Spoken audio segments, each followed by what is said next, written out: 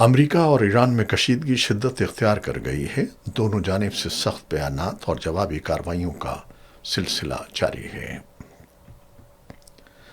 امریکہ اور ایران کے درمیان کشیدگی ایک نئے مرحلے میں داخل ہو گئی، جہاں امریکی فوجی کارروائیوں اور ایرانی جوابی اقدامات کے باعث خطے کی صورتحال مزید سنگین ہوتی دکھائی دے رہی ہے۔ امریکی فوج نے اعلان کیا ہے کہ اس نے ایرانی اہداف کے خلاف دفاعی نوعیت کی کارروائیاں کی ہیں۔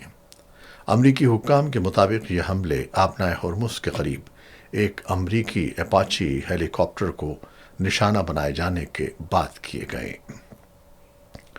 امریکی سینٹرل کمانڈ کا کہنا ہے کہ کارروائی صدر ڈونلڈ ٹرمپ کی ہدایت پر کی گئی اور اسے ایرانی جارحیت کے متناسب جواب کے طور پر دیکھا جا رہا ہے۔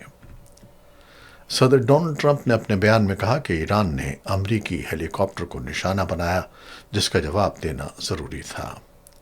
انہوں نے مزید کہا کہ ایران نے سفارتی معاہدے کے لیے بہت تاخیر کر دی ہے اور اب اسے اس کے نتائج کا سامنا کرنا پڑ سکتا ہے۔ امریکی میڈیا رپورٹس کے مطابق ٹرمپ انتظامیہ ایران کے بنیادی ڈھانچے بشمول بجلی گھروں اور پلوں پر مزید حملوں کے امکانات پر بھی غور کر رہی ہے۔ دوسری جانب ایران کے اسلامی انقلابی گارڈ کورپ نے دعویٰ کیا ہے کہ جنوبی ایران میں امریکی حملوں کے جواب میں خطے میں موجود بعض امریکی فوجی تنصیبات کو نشانہ بنایا گیا ہے۔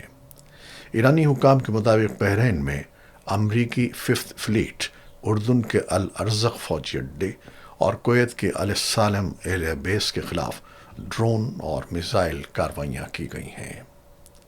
ایرانی فوجی قیادت کا کہنا ہے کہ اگر امریکی کارروائیاں جاری رہیں تو اس کا مزید سخت جواب دیا جائے گا۔